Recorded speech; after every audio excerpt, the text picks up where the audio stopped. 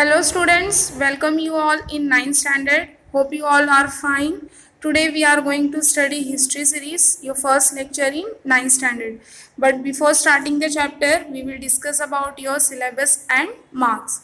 See, this is your history syllabus. In history, you have total 10 chapters and political science you have 6 chapters. लेकिन आपको पूरा syllabus जो है एक साथ नहीं पढ़ना है. ये चैप्टर्स जो है वो डिवाइड हो जाएंगे आपके एग्जाम्स के अकॉर्डिंग कि जैसे कितने चैप्टर्स फर्स्ट यूनिट में, कितने फर्स्ट सेमिस्टर में, कितने सेकंड यूनिट में और लास्ट एनुअल एग्जाम्स में आएंगे. Okay, so let's begin the chapter sources of history. हमारा फर्स्ट चैप्टर कौन सा है? Sources of history. See, history का पता हम कैसे लगा सकते हैं? हिस्ट्री के बारे में इंफॉर्मेशन हमें कैसे मिलता है कि कोई मटेरियल हुआ, पुराना मटेरियल अगर खोद के जैसे एक्सकेवेशन करके निकाला गया हो, या फिर कोई डॉक्यूमेंट हो, जैसे आर्चीव्स में गवर्नमेंट जो है पुराने जो डॉक्यूमेंट्स होते हैं वो प्रिजर्व करके रखते हैं. जैसे राजा महाराजा जो लेटर्स लिखते थे वो प्रिजर्व करके रखा गया है, तो उससे हिस्ट्री का पता चलता है. ओके, तो हम इंट्रोडक्शन देख लेते हैं. Till now we have studied the history of ancient, medieval and modern India. अभी तक हमने कौन सी हिस्ट्री पढ़ी? Ancient, medieval and modern India. 6th standard में आप सभी को पता है एंशियंट हिस्ट्री पढ़ा था, 7th में मिडिवल हिस्ट्री जो मराठा और मुगल्स की थी. नेक्स्ट 8th स्टैंडर्ड में मॉडर्न इंडिया यानी ब्रिटिश का रूल था. ठीक है. This year we have to study the history of India in the post independence era. 9th standard में इस साल में हम कौन सी हिस्ट्री पढ़ेंगे? History of India in the post independence era, यानी इंडिया जब आज़ाद हो गई, इंडिपेंडेंस मिल गया, तो उसके बाद की हिस्ट्री, मतलब उसके बाद इंडिया में क्या क्या इवेंट्स हुए, इंडिया ने किस लेवल तक प्रोग्रेस किया, ये सारी चीज़ें जो हैं इस साल पढ़ेंगे.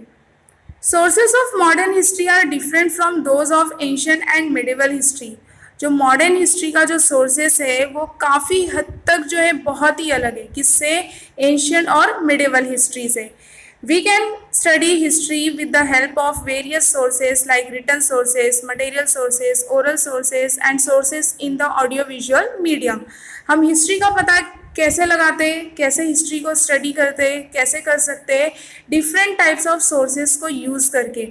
जैसे रिटन सोर्सेस, रिटन सोर्सेस में क्या आ जाएगा? हमारे कोई बुक्स हुई, जैसे पहले के लोग जो हिस्टोरियन थे वो बुक्स लिखते थे, या फिर कोई डॉक्यूमेंट हुआ तो वो रिटन सोर्सेस हुआ.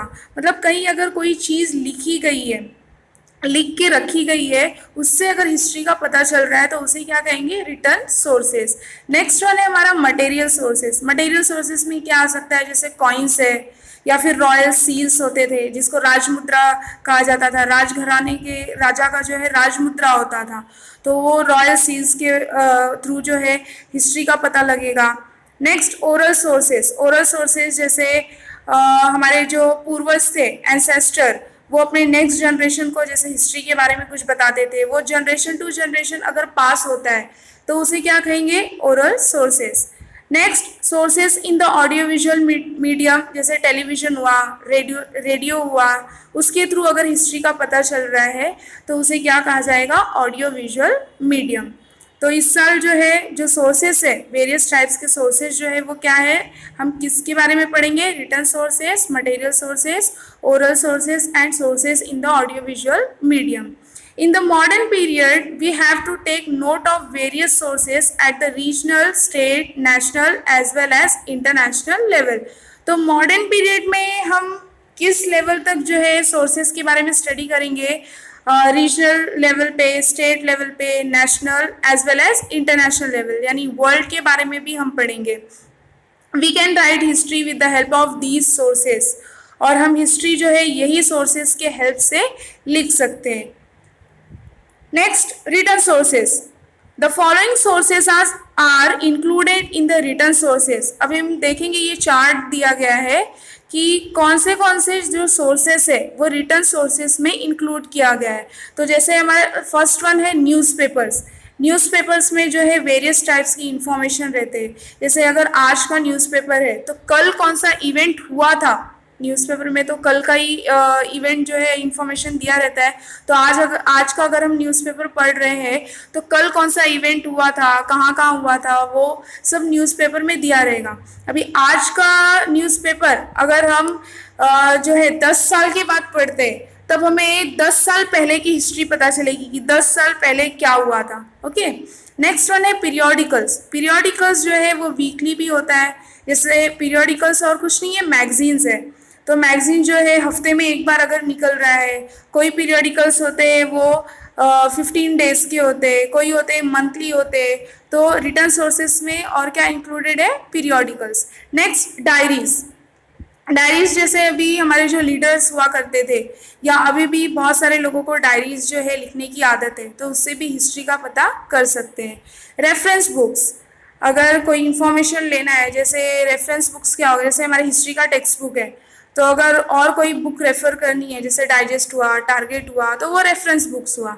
ओके, वैसे ही हिस्ट्री का अगर पता करना है तो बहुत सारे ऐसे रेफरेंस बुक्स अवेलेबल है जिससे हिस्ट्री का पता लग सकता है। Next correspondence. करेस्पॉन्डेंस क्या है, लेटर, पत्र। जो पहले के ज़माने में जो राजा महाराजा जो नोटिस वगैरह जो देते थे या फिर किसी किंग को अगर कुछ बताना रहता था तो वो पत्र के थ्रू जो है, लेटर के थ्रू बताते थे। तो वो लेटर भी आज अगर अवेलेबल है तो उससे भी हिस्ट्री का पता लगा सकते हैं। फिर और ईमेल भी आ सकता है। मॉडर्न टाइम्स में करेस्पॉन्डेंस का मतलब क्या होगा, email. Next one, documents in the archives. Archives एक डिपार्टमेंट है जहाँ पे गवर्नमेंट जो है ओल्ड जो डॉक्यूमेंट है, हिस्टोरिकल डॉक्यूमेंट, इसको प्रिजर्व करके रखता है ताकि जो है उसके थ्रू हिस्ट्री का पता लग सके। Next, government gadgets. Gadgets means यहाँ पे क्या होगा, ऑर्डर। जैसे अगर गवर्नमेंट ने कोई ऑर्डर दिया है तो उसको ओबे करना, तो वो क्या हुआ, गवर्नमेंट गैजेट्स। जैसे अभी ये प्रेजेंट टाइम में कोरोना वायरस, ये पैंडेमिक चल रहा है, तो गवर्नमेंट ने ऑर्डर दिया ना लॉकडाउन का। पहले लॉकडाउन 14 डेज या 15 डेज ऐसे हुआ, फिर लॉकडाउन धीरे धीरे बढ़ता गया। ओके, तो ये क्या हुआ, गवर्नमेंट गैजेट्स, ऑर्डर दिया उन्होंने। Next, postage stamp. आप सभी को पता है जैसे स्पीड पोस्ट करना हुआ, पहले लेटर्स मतलब मोबाइल फ़ोन या फिर टेलीफोन ये सब अवेलेबल नहीं था, तो ज़्यादातर जो है लेटर्स भेजे जाते थे। तो उस पर जो टिकट लगता था उसको क्या कहा जाएगा, पोस्टेज स्टैम्प्स। तो पोस्टेज स्टैम्प में मतलब उसमें भी वेराइटीज़ होती है। पोस्टेज स्टैम्प में कभी कोई फ्लावर्स का इमेज या फिर किसी लीडर्स का इमेज या फिर किसी इवेंट्स को अगर 25 ईयर्स कंप्लीट हुए हैं तो उसका इमेज, तो उससे भी हिस्ट्री का पता चलता है। Next, encyclopaedias. ये तो आप सभी को पता होगा।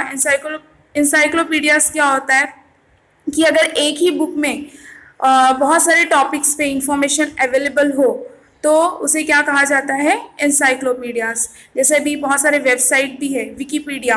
विकीपीडिया पे हम जाएंगे तो उसमें जो भी इंफॉर्मेशन अगर हमें चाहिए होगा तो वो विकीपीडिया के थ्रू मिल सकता है। तो विकीपीडिया को भी हम एक क्या बोल सकते हैं, एनसाइक्लोपीडिया। तो ये सारे सोर्सेज जो है इंक्लूडेड है किसमें, रिटर्न सोर्सेज में। Newspapers, periodicals, diaries, reference books, correspondence, documents in the archives, government gazettes, postage stamps, encyclopedias. Okay, just as newspapers are considered the fourth pillar of democracy in the modern period, they are also a major medium of information. हम सभी को पता है कि हमारे democracy के 3 main pillars होते हैं, जैसे लेजिस्लेचर, जुडिशरी, एग्जीक्यूटिव। ये सब जो है पिलर्स है, 3 पिलर्स। इनके बिना तो डेमोक्रेसी स्ट्रांग बन ही नहीं सकता। वैसे ही बोला गया है कि न्यूज़पेपर को क्या कंसिडर किया गया है, 4th pillar of democracy. Modern period में न्यूज़पेपर को कंसिडर किया गया है 4th pillar of democracy. They are also a major medium of information. क्यों 4th पिलर कंसिडर किया गया है, क्योंकि इंफॉर्मेशन इन न्यूज़पेपर से हमें बहुत सारे जो है इंफॉर्मेशन मिल जाते हैं, बड़े बड़े इंफॉर्मेशन। तो ये एक मेजर मीडियम है इंफॉर्मेशन का। न्यूज़पेपर मेजर मीडियम है इंफॉर्मेशन का। If we consider the period from 1960 to 2000, we see that in the beginning there was no alternative to the print media, especially newspapers. अगर हम ये पीरियड का history पढ़ते हैं जैसे 1961 से लेके 2000 तक, तो हम ये देखेंगे, हमें ये पता चलेगा कि प्रिंट मीडिया में स्पेशली न्यूज़पेपर में कोई अल्टरनेटिव था ही नहीं। जैसे दो टाइप के मीडिया होते हैं, प्रिंट मीडिया और इलेक्ट्रॉनिक मीडिया। तो इलेक्ट्रॉनिक मीडिया में हमारा सोशल मीडिया आ गया, जैसे व्हाट्सएप है, फेसबुक है, ट्विटर है, ये सब क्या हो गया, इलेक्ट्रॉनिक मीडिया। प्रिंट मीडिया यानी जो लिख के होता है, जैसे डॉक्यूमेंट हुआ, ये सारी चीज़ें। तो स्पेशली न्यूज़पेपर में स्टार्टिंग में जो है 1961 से लेके 2000 तक अल्टरनेटिव नहीं था। Okay, next, with liberalization and widespread use of internet in India, an alternative for print media became available।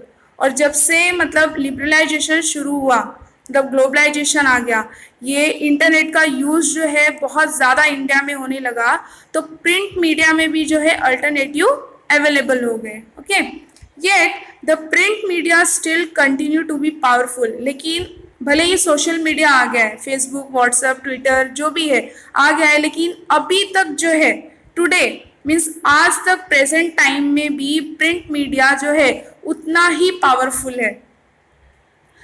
Next, अब हम देखेंगे कि प्रिंट मीडिया में सबसे पहला क्या है, newspapers. Through newspapers we can get information about national and international affairs, politics, art, sports, literature and social and cultural affairs. तो न्यूज़पेपर के थ्रू हमें किस बारे में इंफॉर्मेशन मिल सकता है, नेशनल लेवल पे क्या चल रहा है, कौन से अफेयर्स, कौन से इश्यूज हो रहे हैं, इंटरनेशनल अफेयर्स क्या हो रहे हैं, मतलब दुनिया में कहीं भी कुछ भी होता है तो वो न्यूज़पेपर में तुरंत प्रिंट हो जाता है और वो जो है पीपल तक पहुंचाया जाता है, तो उसके बारे में हमें इंफॉर्मेशन मिल जाता है। नेक्स्ट, पॉलिटिक्स कि कौन से स्टेट में जैसे इलेक्शन हो रहे हैं तो कौन सी पॉलिटिकल पार्टी जीती, आर्ट कौन से मतलब आर्ट्स आ रहे हैं नए नए, स्पोर्ट्स के बारे में, लिटरेचर, सोशल कल्चरल अफेयर्स, ये सारी चीज़ें। Next, newspapers contain matters related to human life. Newspaper में जो है और कौन सी इंफॉर्मेशन रहती है, ह्यूमन लाइफ से रिलेटेड अगर कोई इंफॉर्मेशन भी रहते हैं, जैसे कहीं पे किसी का एक्सीडेंट हो गया। Okay, most national newspapers have started their regional editions. मतलब बहुत सारे ऐसे न्यूज़पेपर हैं, नेशनल न्यूज़पेपर, जो पूरे कंट्री के लिए होते हैं। एक ही न्यूज़पेपर होता है जो पूरे कंट्री का इंफॉर्मेशन देता है, लेकिन ऐसे बहुत सारे न्यूज़पेपर है जिन्होंने अपना रीजनल एडिशन भी स्टार्ट कर दिया है। रीजनल यानी वो सिर्फ एक स्टेट का होगा, जैसे फॉर एग्जांपल जैसे टाइम्स ऑफ इंडिया है, तो टाइम्स ऑफ इंडिया जो न्यूज़पेपर है, इंग्लिश न्यूज़पेपर है, तो वो सिर्फ जो है वो इंडिया, पूरे इंडिया के लिए है, लेकिन उसने अपना रीजनल एडिशन कौन सा निकाला है, महाराष्ट्र टाइम्स। तो ये क्या हुआ, एक स्टेट के लिए हुआ, महाराष्ट्र टाइम्स। तो ऐसे बहुत सारे ऐसे न्यूज़पेपर हैं, नेशनल न्यूज़पेपर, जिन्होंने अपना रीजनल एडिशन भी स्टार्ट किया है। They publish supplements that give information about various topics. वो साथ साथ में मतलब ऐसे सप्लीमेंट्स भी जो है पब्लिश करते हैं जो वेरियस टॉपिक्स पे जो है इंफॉर्मेशन प्रोवाइड होता है। Next, news letters of various movements, the dailies or weeklies of political parties, monthly and annual magazines are important among the print media। Print media में क्या क्या चीज़ें जो है इम्पॉर्टेंट है, जैसे news letters of various movement, कहाँ कहाँ पे आंदोलन हो रहे हैं, फार्मर्स आंदोलन कर रहे हैं, वर्कर्स कर रहे हैं, उसके बारे में। डेलीज और weeklies of political parties, dailies यानी जो रेगुलर न्यूज़पेपर आते हैं उसे क्या कहा जाएगा, डेलीज, पॉलिटिकल पार्टीज के बारे में। वीकलीज जो हफ्ते में मतलब 7 डेज पे एक बार आता है न्यूज़पेपर, वो। मंथली और एनुअल मैगजीन्स, ये जो है वो इम्पॉर्टेंट है किसमें, among the print media. Some newspapers produce special supplements towards the end of the year that take an overview of the important events of the year। तो कुछ न्यूज़पेपर स्पेशल सप्लीमेंट्स प्रोड्यूस करते हैं। Special supplements मतलब वो साल में जो है, ईयर में एक बार न्यूज़पेपर जो है प्रिंट होता है और पूरे ईयर में कौन से इम्पॉर्टेंट इवेंट्स हुए हैं तो उसके बारे में उसमें इंफॉर्मेशन दिया रहता है। तो कुछ न्यूज़पेपर ऐसे भी हैं जो स्पेशल सप्लीमेंट्स प्रोवाइड करते हैं ईयर के एंड में। Okay, such supplements help us understand the important events of the year. और ऐसे सप्लीमेंट्स जो है हेल्पफुल होते हैं ये समझने के लिए कि पूरे साल में कौन से इम्पॉर्टेंट इवेंट्स हुए हैं। नेक्स्ट है हमारा प्रिंट मीडिया के बीच अमंग क्या है, प्रेस ट्रस्ट ऑफ इंडिया, जिसे पीटीआई भी कहा जाएगा। After 1953, the Press Trust of India has been an important source of primary details of all important events and of articles on important subjects। Press trust of India, जैसे press वाले होते हैं, पत्रकार, जो क्या करते हैं कि इंफॉर्मेशन पहले कलेक्ट करते हैं, छोटी से छोटी इंफॉर्मेशन कलेक्ट करने के बाद प्राइमरी डिटेल्स, एकदम डिटेल्स में वो क्या करेंगे, इंफॉर्मेशन कलेक्ट करेंगे और उसके बाद में उसको न्यूज़पेपर में प्रिंट करते। तो पीटीआई कब आया इंडिया में? After 1953। Press Trust of India has provided reports, photographs, and articles on financial and scientific issues to newspapers. Trust of India का क्या काम है? वो क्या प्रोवाइड करता है? रिपोर्ट्स, जैसे जर्नलिस्ट हुए वो रिपोर्ट्स देते हैं, फोटोग्राफ्स, आर्टिकल्स और फाइनेंशियल एंड साइंटिफिक इश्यूज, अगर कहीं पे फाइनेंशियल कुछ क्राइसिस या करप्शन कहीं पे हो रहा है या फिर साइंटिफिकली कुछ इश्यूज हो रहे हैं, तो वो क्या कहाँ पे प्रोवाइड करते हैं इंफॉर्मेशन? न्यूज़पेपर में। PTI has now started it's online service, और अभी तो पीटीआई ने क्या स्टार्ट कर दिया है? Online services. बहुत सारे वेबसाइट है जहाँ पे हमें इंफॉर्मेशन मिल जाता है, हिस्ट्री के बारे में हम पता कर सकते हैं। During the 1990s, PTI started using the satellite broadcast technology instead of teleprinters to send news all over the country. See, टेलीप्रिंटर्स जैसे फैक्स, अगर कहीं पे न्यूज़ पहुंचाना रहता था, चाहे वो स्टेट टू स्टेट हो या फिर कंट्री टू कंट्री हो, तो वो किसके थ्रू पहुंचाया जाता था? टेलीप्रिंटर्स या फिर फैक्स मशीन जो होता था उससे। लेकिन पीटीआई ने 1990s में क्या स्टार्ट किया? सैटेलाइट ब्रॉडकास्ट, यानी वो मैसेज जो है, न्यूज़ जो है, वो किसके थ्रू पहुँचाया जाने लगा? सैटेलाइट के थ्रू। तो ये ईजी हो गया। This material is important for writing the history of modern India. और ये जो पीटीआई है, ये जो मटेरियल है, वो मॉडर्न इंडिया की अगर हिस्ट्री लिखनी है तो उसके लिए बहुत ही इम्पॉर्टेंट मटेरियल है। सी, डू यू नो, अभी हमने आर्चीव्स के बारे में पढ़ा था, तो हम डिटेल में देख लेते हैं कि आर्चीव्स क्या होता है। The place where historical documents are preserved is called archives. जहाँ पे, मतलब वो प्लेस जहाँ पे हिस्टोरिकल डॉक्यूमेंट्स प्रिजर्व करके रखा जाता है, उसे कहा जाता है archives. The main office of the national archives of India is at new Delhi. और जो नेशनल आर्चीव्स का जो मेन ऑफिस है वो कहाँ है? न्यू दिल्ली में। It is the largest among the archives in Asia. और पूरे एशिया कॉन्टिनेंट में ये सबसे बड़ा आर्चीव्स है। दिल्ली में जो आर्चीव्स है वो पूरे एशिया कॉन्टिनेंट में सबसे बड़ा आर्चीव्स है। सो आर्चीव्स क्या है? जहाँ पे हिस्टोरिकल डॉक्यूमेंट्स प्रिजर्व करके रखे जाते हैं, उसे क्या कहा जाता है? आर्चीव्स। आर्चीव्स क्या है? Department. Next, among the print media, the information contained in the annual issues of the publication division of the Government of India is authentic and trustworthy. See, अभी हमें जो है इंटरनेट से हिस्ट्री के बारे में पता चल जाता है, ठीक है, लेकिन उसकी ऑथेंसिटी तो प्रूव नहीं होती कि क्या ये जो हिस्ट्री का पता कर रहे हैं हम इंटरनेट के थ्रू वो सच ही है, उसकी ऑथेंसिटी प्रूव नहीं होती। तो हमारे government of India, division of government of India जो है, साल के एंड में एक बुक पब्लिश करते हैं हर साल। जैसे एक एग्जांपल दिया है, for example the information and broadcasting department published India 2000, मतलब ये 2000 ईयर में ये बुक पब्लिश किया था। किसने? Broadcasting department.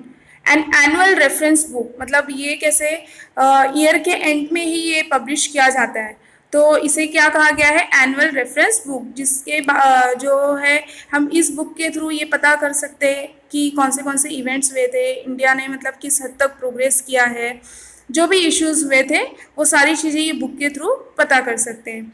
This reference book is created under research reference and training department. और ये जो बुक है, ये बुक किसके रेफरेंस में क्रिएट किया जाता है? किसके under? Research reference and training department. It contains useful information. अब बुक जो साल के एंड में गवर्नमेंट पब्लिश करती है, तो इसमें बहुत सारे यूजफुल इंफॉर्मेशन दिए रहते हैं।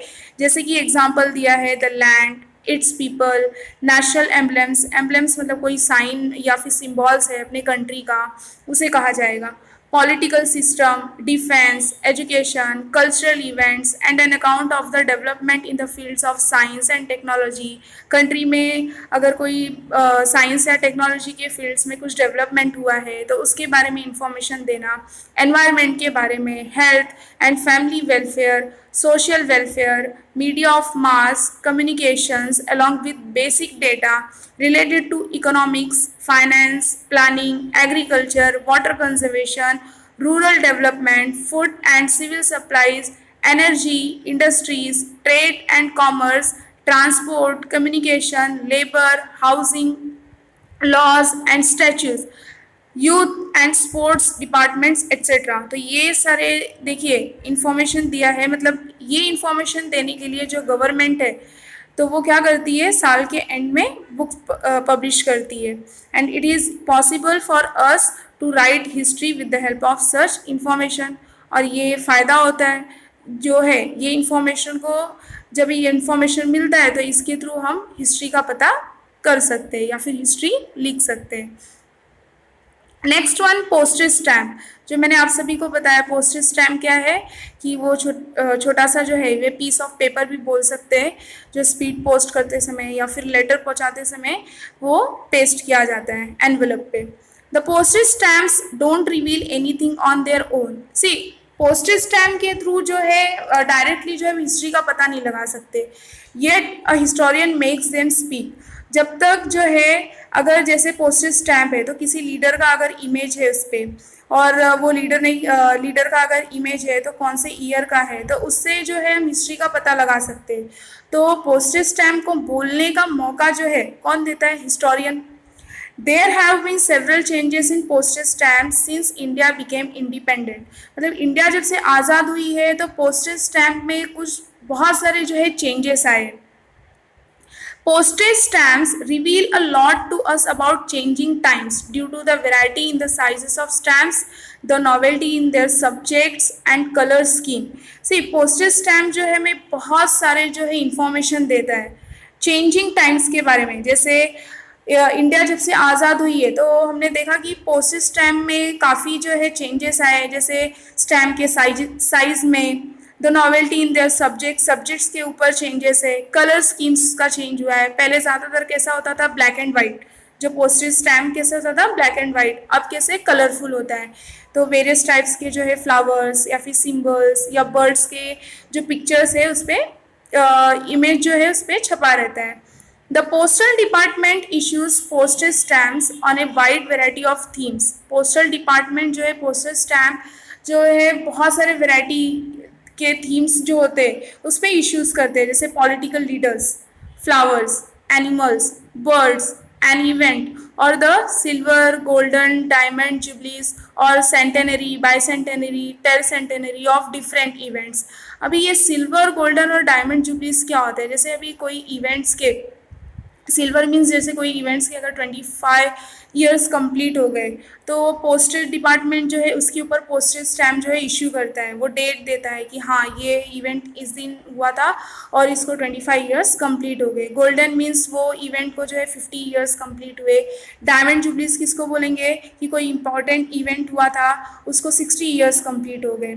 Centenary means century, 100 years. Bicentenary means 200 years. Tercentenary means 300 years. Okay.